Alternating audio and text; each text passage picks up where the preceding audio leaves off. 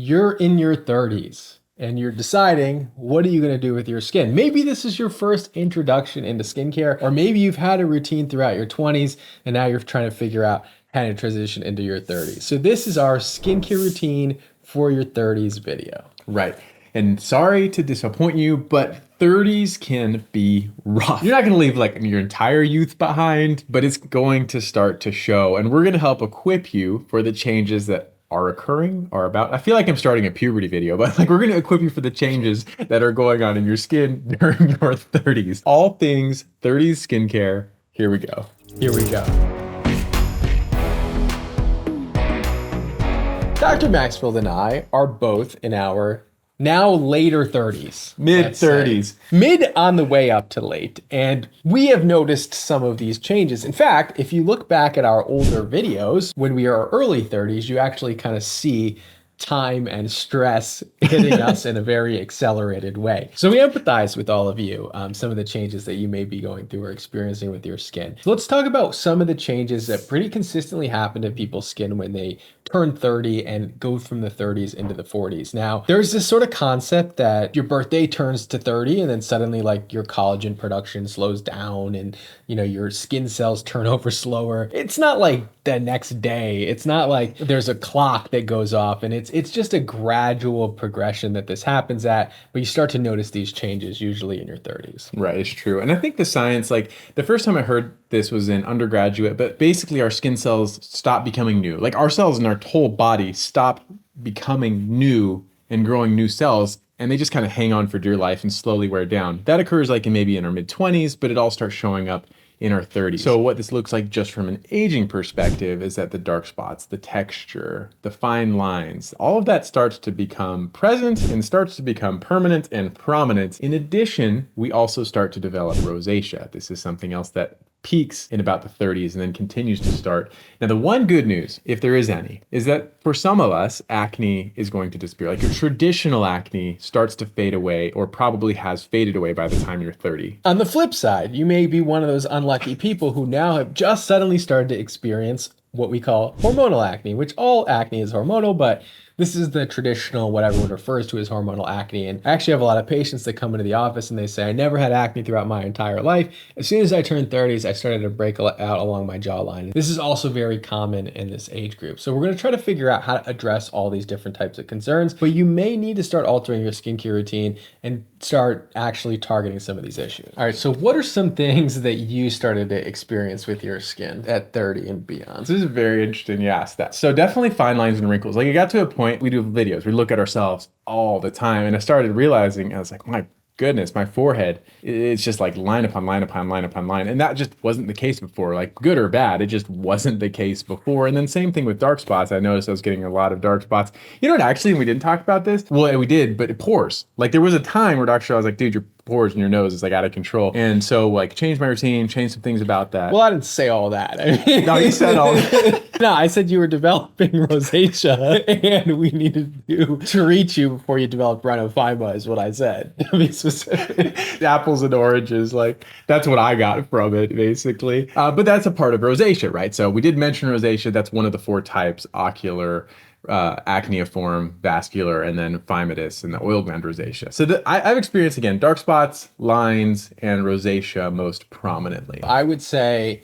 texture for me, like just growths in general, like milia, skin tags, large oil glands called sebaceous hyperplasia. I also started experiencing fine lines and wrinkles. Other things in general, white hair. Yeah, that's true. Harder to lose weight. That's unrelated to skincare. Hair loss, right? So these are all things that I didn't have in my 20s and now have acquired in my 30s. We could talk a little bit about even like what we do in our routines to target some of these issues. When these things start to show up, it's a little bit of like negative feedback. It's like a slap on the wrist when you do something bad. And so candidly, my sun protection has gotten a lot better over the last 6 years because I'm still in my mid 30s.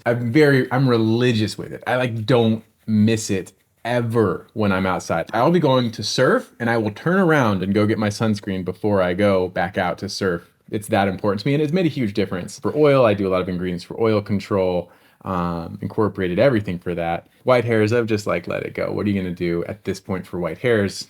I don't do anything for that yet. I am allergic to hair dye. So there's not much I can do anymore. There's like semi-permanent hair dyes and stuff, and there's like this whole discussion of like, can you reverse grays? Probably not. But like there is some new data coming out that certain Hmm. like things can help, but we're not like quite there with like a complete solution to that. So just in general, some of these things are like untargetable, right? But I've adopted a hair loss routine and I've adopted essentially like a quote unquote anti-aging or healthy aging routine in order to combat a lot of the issues I'm just experiencing with time. And so, like Dr. Maxfield said, sunscreen has become so critical to my routine. Getting Botox once a year Yeah. is a big thing for me. Most people that get Botox get it every 3 months, but for me, I get it once a year because I want to avoid the lines, but I also don't want to have like no movement because I like to express my face. And I'm the same way. It's like Botox once a year. It's not super deliberate. It just happens. Like I just fall into a Botox needle. You know how that happens. The other thing too, yeah, life is like the diet exercise thing. I've improved my diet. I'm slipping back, but I exercise habitually and have for like 17 years now. Like I just never miss exercise. I'm also have gotten a personal trainer recently due to my lack of own willpower. Trying to work through that. Maybe I'll share some of that stuff with you all on Instagram if you're following along. Let's talk about specifically targeting some of these issues that you may start developing. Again, this is where you definitely need to start introducing sunscreen in your routine. This is going to be for everybody sort of universally across the board. Your skin is just less giving at this time, right? I developed sort of this mask of redness, rosacea, more of like the telangiectatic type of rosacea that occurs in the mid face. I developed that, and anytime that I don't wear sunscreen, that flares. You'll notice more redness on my cheeks. Your skin just cannot rebound as easily as it once did. Your skin cells are slowly turning over, and so retinol is an ingredient that can speed up that skin cell turnover. You're maybe developing dark spots, and so again, retinol is something that can block tyrosinase, block the transfer of pigment, and also remove pigment that's deposited in the skin. If you're developing milia because of occlusiveness or just your skin cells aren't turning over as quickly, retinol is something that can help to prevent milia and texture on the skin. And so the first thing that I started to introduce in my 30s was actually retinol. And that's like a perfect segue into like all of the ingredients and what you should be doing for the treatment of your skin at this time in your life. And I think that's the right move. One is sunscreen. I'm telling you, we're going to benchmark this moment. And then 30 years from now, let's all go back and watch this video from our spaceships because like sunscreen is going to pay dividends. Like this is the equity you're putting in now for you to pull from that equity in your 50s and 60s. It's a huge difference. The second thing being retinoids. If we can introduce one ingredient, sure, tretinoin. This is a staple ingredient that covers all the things aging: dark spots, texture, collagen, elastin, and it's something that you can use your entire life. It's better the longer you use it, so start now. Because we're huge fans of deliberate skincare, it's a little challenging for us to build a routine for each of you because your issues in your 30 can vary vastly from one person to the next. But we'll try to target the common concerns and give you either one ingredient or one product that could target that concern for your treat step of the routine. So to start off, gentle cleanser is always going to be consistent across the board. So we always do cleanse, treat, protect. So at night, let's start because I always start with the night routine. Cleanser, just a gentle cleanser. This is again, if you're wearing makeup, if you're wearing water resistant sunscreens, your skin is less forgiving in your 30s. I'm just telling you this from personal experience. It's just less forgiving. Like when I forget to remove my sunscreen at night, in the morning, I feel like my pores are clogged. I can see it. I can actually see buildup of sebaceous filaments in my nose when I don't remove my sunscreen. So again, like your skin isn't as resilient. So this is where you're going to definitely want to maybe potentially start introducing even double cleansing in your routine. That's using a cleansing oil or a cleansing balm. We both like the pharmacy cleansing balm.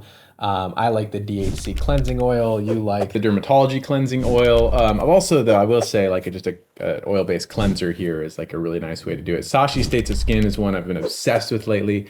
I don't personally love oil-based cleansers, but this one, for whatever reason, I'm like obsessed with. Minimal lather, oil-based, will remove your sunscreen and makeup. Now, here is actually where a cleanser can become important, like functionally important. And this is the introduction of sulfur, a hero ingredient that gets no love, not because it smells, that can't be it. It can't be it at all. It just doesn't get the love it deserves. For me, the prescription sulfur ingredient, the sulfur sulfacetamide combination, is by far the most effective, the most aesthetic, the least smelly, and honestly, it's less expensive than any over-the-counter counterpart. So I hate to propose like a prescription option, but that by far is my favorite. Conversely, you have like the Kate Somerville Sulfur Cleanser, which is kind of classic. This ingredient can be wonderful for especially rosacea, the acne form of rosacea in particular, which is again hitting this age group. So again, you could be even targeted with your cleansing part of the routine. You can introduce cleansers that have mild exfoliants in them, like polyhydroxy acid or mandelic acid or glycolic acid. Again, sodium sulfacetamide. You can also introduce like a benzoyl peroxide for an acne. But regardless, you can be very targeted with this step, and sulfur, if you're developing rosacea,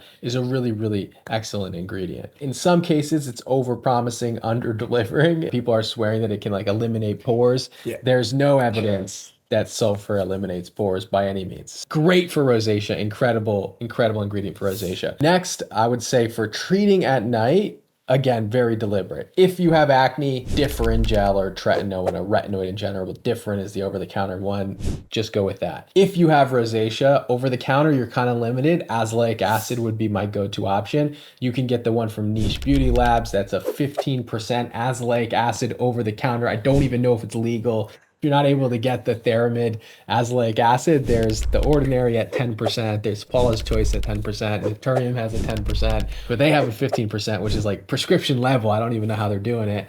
And then let's see, what other conditions? Dark spots. Yeah, dark spots. But just before we go to dark spots, since we're focusing on hormonal acne for this age group, I have to shout out a prescription option again. I feel like I'm like in the doctor's office talking to you now. But Winlevi, this is a topical anti-androgen. So it's going to like blunt the hormonal response to your hormonal acne. And the reason I think it's important is just it's unique. There's nothing else that's doing what it does right now. And so that can be a very effective ingredient, especially for that hormonal component, especially again, along the jawline, male and female, guys and girls, you can all use this ingredient.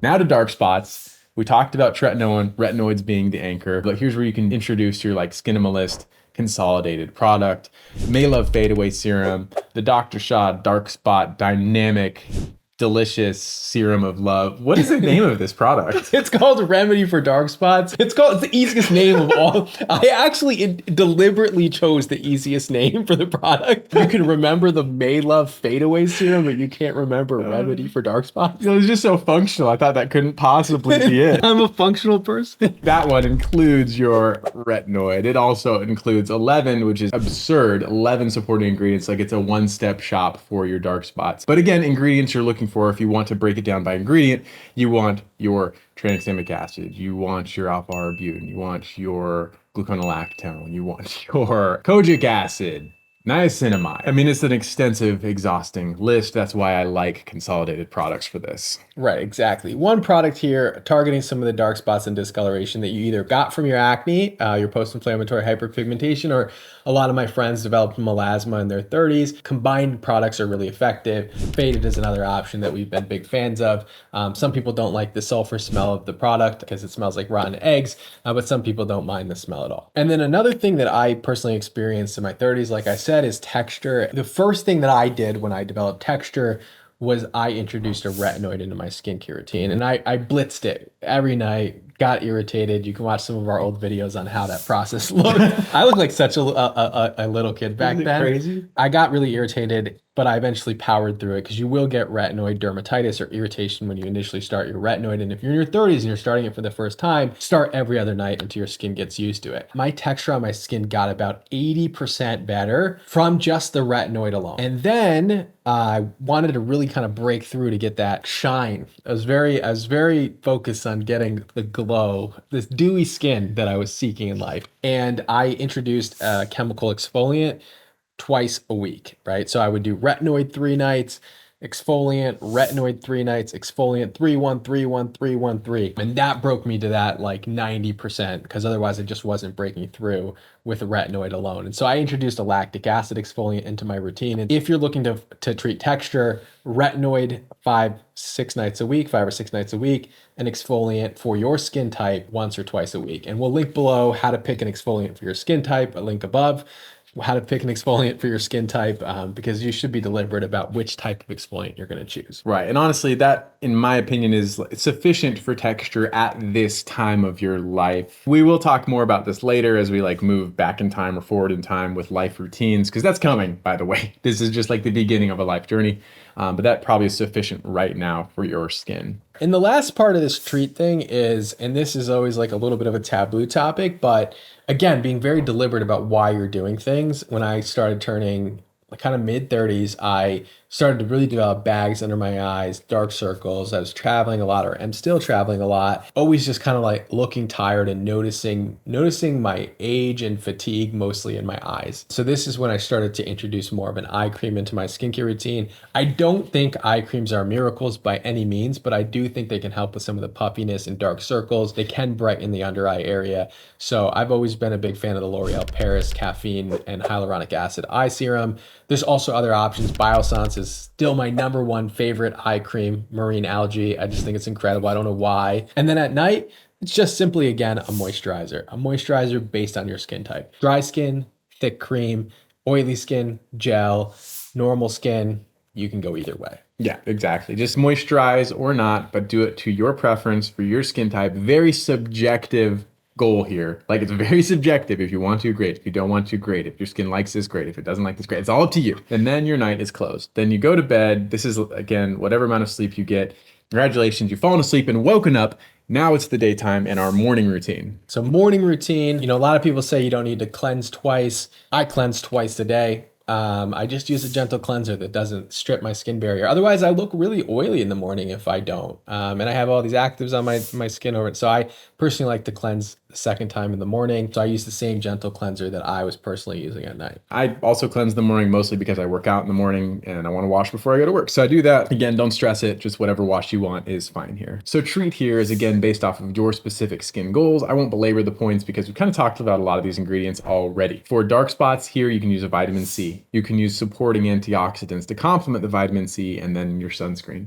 Additionally, you can find a leave-on sulfur product. I think it's Neutrogena has a nice leave-on sulfur product, one of the very few. So for rosacea, that's a good option to complement what you're doing there. And then that basically takes you to perhaps the foundational part, which is protection. And of course, this is sunscreen. Everyone should be using sunscreen. This is the years it's going to matter the most. You're actually going to notice a noticeable difference in the quality of your skin when you don't wear sunscreen, even within one day. I don't know if you notice it, but if I don't wear sunscreen for a day, I notice more redness. I notice more just inflammation. I notice even more like texture to my skin. It's a weird thing, but I do notice a difference. Maybe because I live part-time in Miami now, so I get a lot of sun exposure otherwise, and it's very noticeable on my skin. So sunscreen, very, very critical. Find one that you love. You may want to look into more sophisticated sunscreens at this age.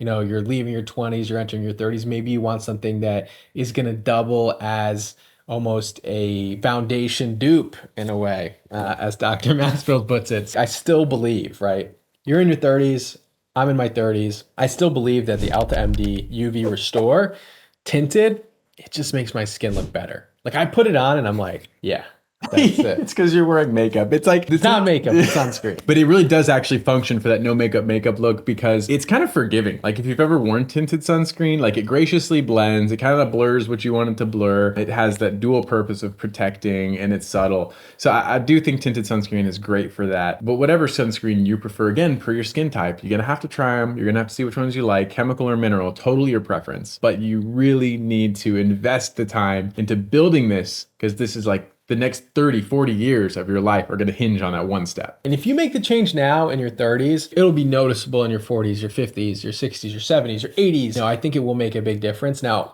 if you look at our analytics on YouTube, the biggest peak is actually 30 to 40. So many of you are sort of aging with us. And so we'll share some of the things that we do. Maybe we'll even talk about some of the procedures we either have done or are considering doing ourselves, so that you can kind of make those decisions with us, whether you want to do those things or not. And you can actually see the results of those procedures. But anyway, that wraps it up. You have everything from cleanse, treat, protect for all of the nuanced changes for your skin in your 30s. And don't fear aging. Don't fear the wrinkle.